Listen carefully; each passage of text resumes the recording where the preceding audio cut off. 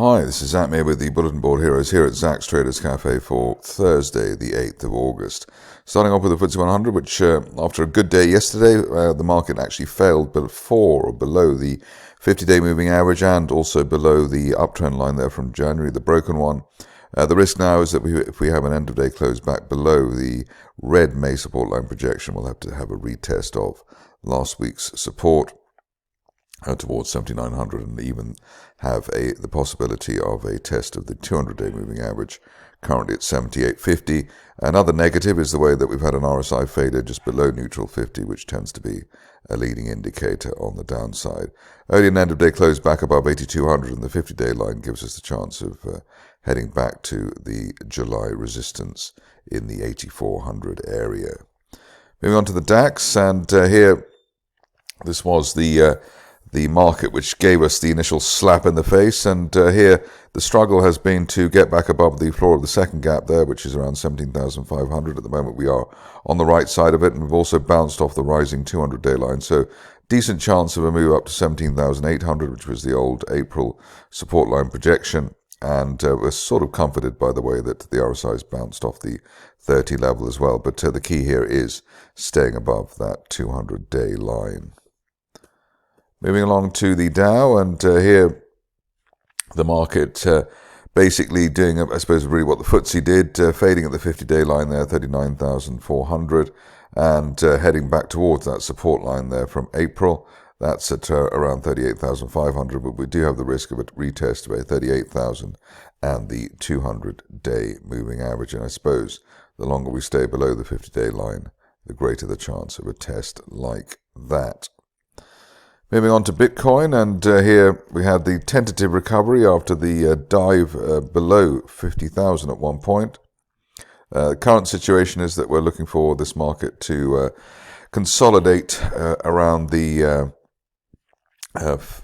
old broken support line there from back in October. So that's 58,700.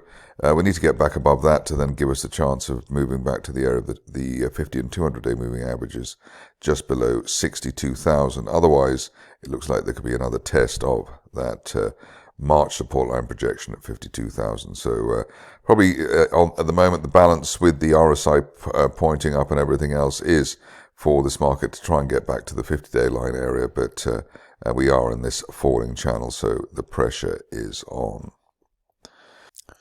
Moving on to gold, and it's all about trying to hold on to the floor of that rising trend channel there from December.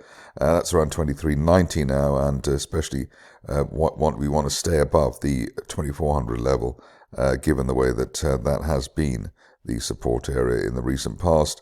End of day close back above 2490 would be required to give us the move up to 2600 on the top of that rising trend channel. Otherwise, I suppose we are really expecting at least one dip towards the floor of the channel and 2390 on gold. Moving on to the stocks, and the cupboard surprisingly bare even for the high summer that we're in the moment. Here we've got Deliveroo, which I don't normally look at, but as we've had a strong signal here, a bear trap gap reversal from below the July support there at £1.22, gapping up today through the 50 and 200-day line. So all that's missing for the bulls to really start celebrating is an end-of-day close above July resistance of £1.40. If we can get that, we would expect £1.60 and the top of that rising trend channel from October relatively quickly. Stop loss in the near term is basically the 50-day line there at £1.30. On to Greatland Gold, which has been, I suppose, consolidating in the recent past. Here we've had a bear trap rebound from below the June support there around 6.9 pence, in fact a double one there for July and August. That gives a little bit of positive momentum, and does suggest that the longer we stay on the right side of 7 pence, the greater the chance of a move up to 9.5 pence, maybe by the end of next month. But that is quite a punchy call, given the way that really for the last 3 months this stock has done very little at all. Jaywing is next, and here it's moving around in a very volatile fashion indeed.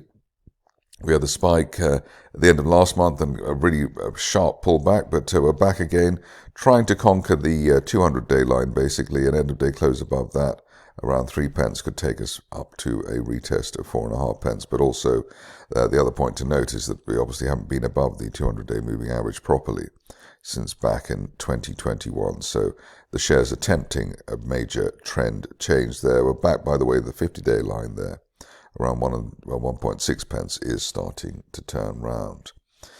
On to Predator, which had an update today, decent update with a smell of helium. Well, ironically, I don't think there's much of a smell of helium, but at least the scent of having a helium exposure, giving the shares their second gap up this week. That is encouraging from a technical perspective, especially as it combines with the gap down that we had back in February. So it's basically a bear trap island reversal, and we would be looking for 15 pence as soon as the end of next month, the longer we stay above the latest gap there at 9 3/4. On to Shield, and here the picture improving by the day. We've already been on the trail here, so the initial target here was the red line there at 3 pence, second target there up to as high as 4 pence, the upper parallel of that rising trend channel base from back in April. In fact, we could be a little bit higher than that. So the longer we stay above 3, the greater the chance of 4 pence there, hopefully during the month of August. On to Dow, which I covered, I think, yesterday, and here the picture is that we're making progress with this W-shaped reversal. We're above the neckline there at 0.014, and the longer we stay above that, the greater the chance of a move up to as high as 0.22 by the end of this month. 50-day line starting to rise now, which is helpful to the cause. Next up, a stock which I haven't heard of, which is quite amazing given the way that normally look at almost everything on the market, and also obviously we're losing companies by the day. Here we've got Tan Delta, and it's broken recent resistance, April resistance around 14 pence. Above that on an end of day close basis, looking for 18 pence by the end of this month.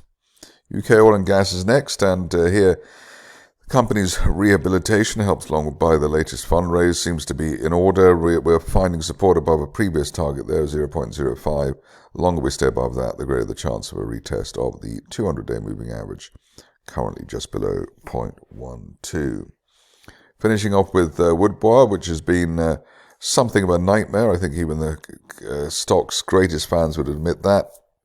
We have had a bear trap rebound from below June support there at 0.032, and the longer we stay above that, the greater the chance of not only the 50-day line being hit at 0.42, but even a move back to the old support area, 0.5 pence plus by the end of this month. Bullish divergence in the mix there as well, which is helping the cause.